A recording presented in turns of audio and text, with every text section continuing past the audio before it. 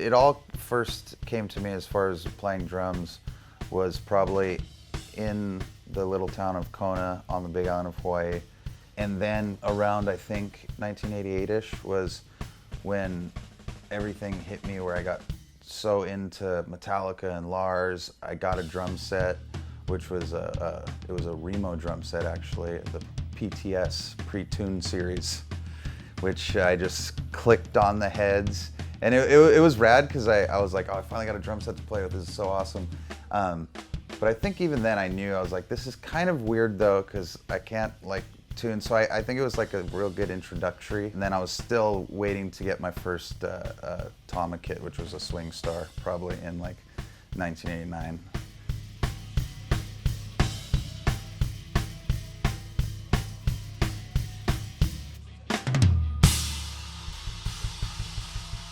So I actually ended up in a band with my dad. And so it was me, my dad, and a couple of like the older local musicians in Kona.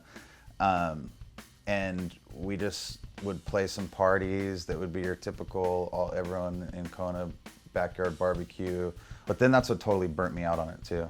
Because all they wanted to do was practice. And I was like this like 11-year-old kid that was like, yeah, I love playing drums. And then after a few months, I was like, okay, like, I want to be a kid again. So I actually started surfing for, that's when right around the time I started surfing, and kind of lost interest in drums for a while, and didn't really pick it back up until we started Pepper. And that was in 1997. So it was probably from that 92 to 96-ish area, that like 4 years, I was kind of living as a kid and trying not to grow up too fast, which was almost like I was doing in a sense, just inevitably hanging out with older people all the time.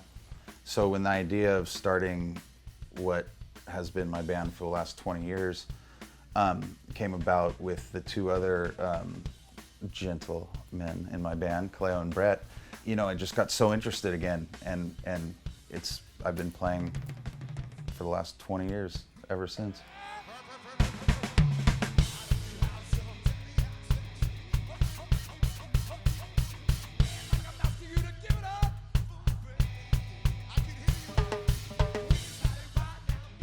You talk about it being difficult to find musicians in general. You know how it is finding a drummer. It's just even that much harder to find a drummer. So Cleo and Brett had always played together, and they'd asked me so many times growing up, like, because Brett would always tell Cleo, like, we gotta get Yesod, like, trust me, like, I've seen him play drums back like a few years ago, and like, he's solid, we need to get him. And I just was never like, nah, dudes, I'm like, I'm gonna go surf, I'm good, I'm gonna play. And then I ran into Cleo at a party. That's where it all started, and that, like, the flame ignited. And I'm like, hey, Cleo, should jam. He's like, hey, we'll get Brett and we'll do it. And then, funny story, I hadn't played drums for a while at that point. So Brett had been telling Cleo, oh, this guy's a solid drummer, we gotta get him. I rolled up to Brett's house, his mom's garage, like, brought my drums. I was like, I haven't played these in a while, dusting off, like cobwebs, a little bit of rust. I'm like, yeah, let's do this, you guys. Sick. So I was so pumped, left, just like, didn't even drive home, just floated home, you know, it was just on cloud nine. Then I remember years later, Cleo and Brett being like, yeah, you left that time, and both Cleo and Brett told me, they were like, God, we don't know what happened. Like, I swear he was good when I last saw him. But I'd knocked the rust off that time and came back, and yeah, and the rest is history, I guess.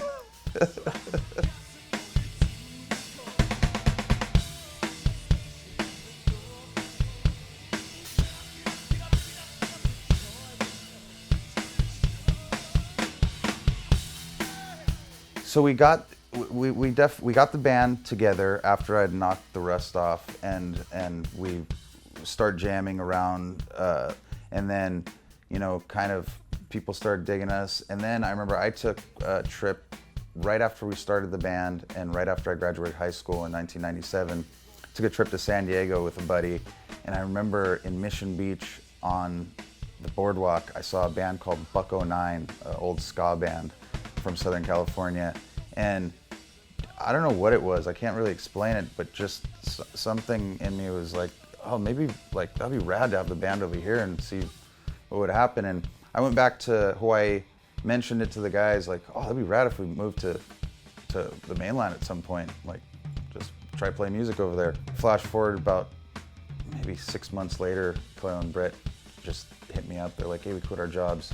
Gave her 2 weeks notice. Like, Tiffany, a good friend that we went to high school with, has an extra room in Carlsbad. Let's just go. It's like, oh, okay. Like, we each had like a couple $1,000s saved up from waiting tables. So, yeah, that was the first step of let's go to the mainland. The bands that we loved, we knew they toured in vans. Got the van. It was a 1972 Dodge Sportsman that we actually bought from a lesbian couple in East County, San Diego. And then we linked up with Volcom, the clothing company, had just started a record label. And so that's when we initially got on the first Vans Warped Tour for Pepper, which was not the first Vans Warped Tour, but the first one for Pepper, which was 2001. There was bands like Coheed and Cambria playing on it that year. Rise Against was on it. A bunch of bands that have gone on to become really big bands. But the deal was, Volcom, if you guys set up and break down the stage every day, you can absolutely go on the tour. So we were like, because that was, I think, their part of their bootstrapping of having their stage on the Warped Tour was, we'll supply the stage crew, everything for you, Kevin. You know, Kevin Lyman, the owner of Warped Tours. And one of their ways was, we'll get one of our bands that are coming on to do it. So we took on that battle, and that was insane. Because we were so, you gotta imagine, 3 kids fresh out of Hawaii where they'd been their whole life that has this fresh new band that they just started. They're getting some killer opportunities of stuff that they've only heard about back in Hawaii, like the Warped Tour. So we're gung-ho, absolutely. Flash forward about a week into that tour. We're in a van that Volcom gave us that the air conditioning broke down. And so we didn't have a trailer on it, thank God.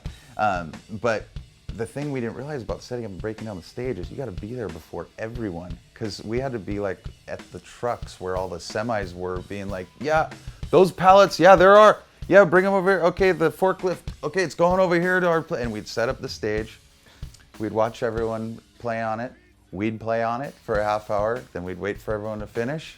And then we'd break it down. And that was like how we spent that whole summer. And that was our first national tour.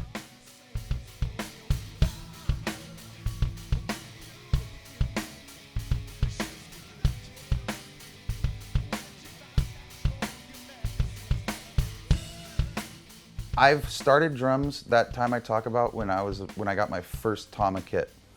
My dad told me from the start, and my mom, it was Tama, Zildjian, Remo, Vic Firth.